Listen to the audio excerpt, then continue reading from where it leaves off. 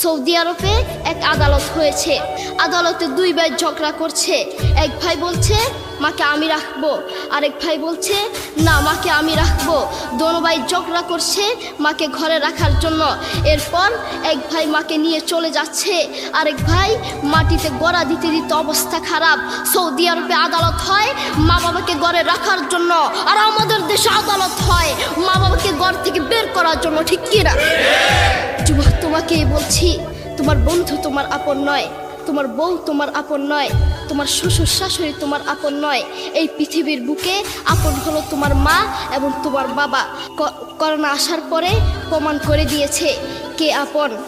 এক মেয়ে তার মাকে ফোন করে বলছে, মা আমার স্বামীর করোনা হয়েছে। মা বললেন সাবধান, তার কাছে যাবি না, আমি সকালে সিএনজি পাঠিয়ে দিব, তুই টপ করে সিএনজিতে উঠে যাবি। এটার নাম দুনিয়া, এটার নাম দুনিয়া। করোনা হওয়ার পরে বন্ধুর কাছে যায় নাই, করোনা হওয়ার পরে শ্বশুর শাশুড়ির কাছে যায় নাই, করোনা হওয়ার পরে স্বামী স্ত্রীর কাছে যায় নাই, কিন্তু করোনা হওয়ার পরে এখনো ইতিহাস আছে মা তার ছেলেকে গিয়ে চুমু খেয়েছে। করোনা হওয়ার পরে এখনো ইতিহাস আছে বাবা তার ছেলেকে কাঁধে নিয়ে হাসপাতালে গিয়েছে, ঠিক কিনা? যুবক, তুমি তোমার মাকে কিচ্ছু মনে করছো না। তোমার মাকে তুমি ঘর থেকে বের করছো। ছেলে বিদেশ থেকে এসে শ্বশুর বাড়িতে গিয়েছে, তারা তাকে উল্টাপাল্টা বুঝিয়েছে।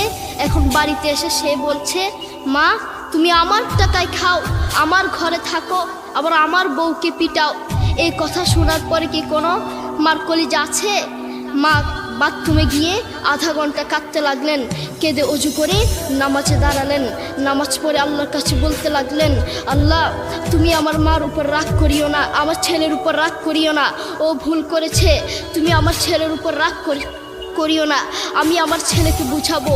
এরপর মা গিয়ে ছেলেকে বুঝাচ্ছেন, বলছেন বাবা তুমি আমাকে বের করে দিবা, সমস্যা নেই, তুমি আমাকে বের করে দিও, কিন্তু আমার একটা স্বপ্ন আছে। ছেলে বললেন কি স্বপ্ন বলেন? মা বললেন তুমি বাজারে গিয়ে একটা পাকা আম নিয়ে আসবা, এসে তোমার বুকের উপর রাখবা, সকালে উঠে ওটা আমি খাবো। এরপর ছেলে বললেন আচ্ছা ঠিক আছে। ছেলে বাজারে গিয়ে একটা পাকা আম নিয়ে আসলো, এসে বুকের উপরে রাখলো। 5 মিনিট না যেতেই সেই আম পিঠের নিচে পড়ে চ্যাপ্টা হয়ে গিয়েছে।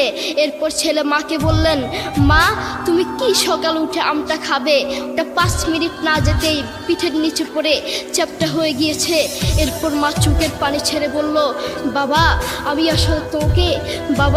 আমি আসলে তোকে খাওয়ার জন্য বলি নাই, আমি আম খাওয়ার জন্য বলি নাই, আমি তোমাকে বুঝার জন্য বলেছি।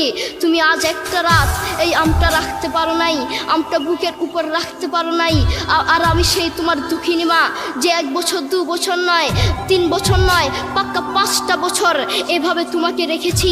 আমিও যদি তোমার মতো এভাবে ঘুমাতাম, তুমিও তো আমার পিঠের নিচে পড়ে চ্যাপ্টা হয়ে যেতা।